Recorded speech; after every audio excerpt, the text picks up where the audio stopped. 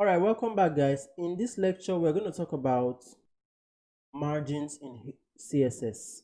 Okay, so we've looked at padding in our previous lecture, and we say that is simply adding space around the element, okay, but within the borders. So now, before we talk about margins, I'm going to add another. So I'm assuming that we have another section, and within this section, there is a div, okay, and within this div there is, let's say, a paragraph.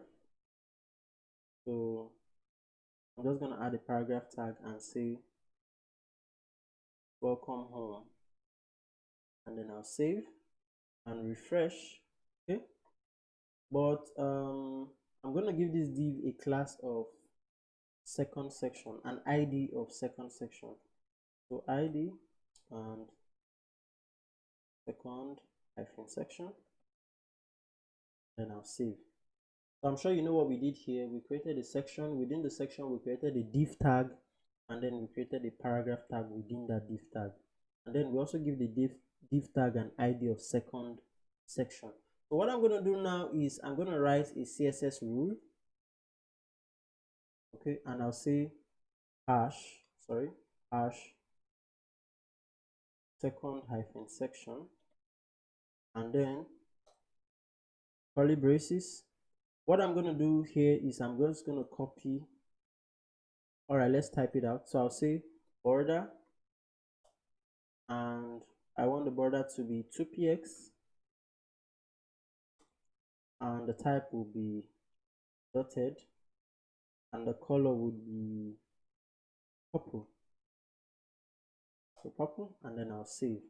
I'll refresh the page, and as you can see, we have two divs. Okay, the only difference is that this second div, I did not add any padding. Okay, now I just want to explain the concept of CSS margin to you, but I needed to have two sections to explain it to you. Remember that in the padding section, we said that the padding is adding space within the content. In other words, it doesn't go outside the border or the block of that content. Adding a margin is like adding space outside of that content. So the space you are adding goes outside of the borders. There is no better way to describe it but just to do it. So I'm just going to go ahead and say margin. Okay, so instead of just adding margin, I'm going to say margin and bottom. Now remember that what we are styling is the first section, and we're adding a bottom margin to the first section. Now I'm going to say 50 pixels because I want it to be significant, and then I'll save. Now let's refresh the page and see the outcome. Boom. So now there is a 50 pixels white space between the first section and the second section. Essentially, there is a 50 pixel space below the first section because that's what we did here. Now, what if we wanted to add space above the first section? This is the first section we're styling, right? Basically, we're just going to say margin and top.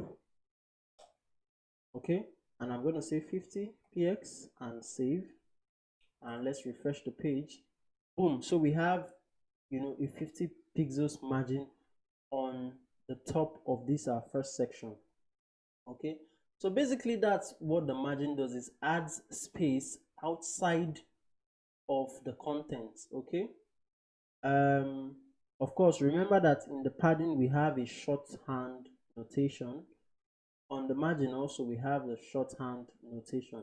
So basically I'm going to comment this margin top and bottom out. So I'll comment it out, and I'm just going to say margin. Okay, remember when we are using the shorthand notation, it always starts from the top and then goes to the right and then bottom before it goes to the left. So for the top, first off, let me save this and refresh the page so it goes back to normal. So for the top, let's say we want a margin for the top of 20 pixels, right? So 20px. For the left, we want a margin of 10px. And for the bottom, let's say we want a margin of 20 pxt and 10 for the right, sorry, 10 for the left, and then save and refresh. Boom. So there is, like a space we've created all around the first section. Okay, so that's like a margin around it. All right, so it's different from padding. The margin creates a space outside of the borders of this first section, while padding creates a space within, the content itself. Okay, so basically that's how you add a margin or a kind of space around your content.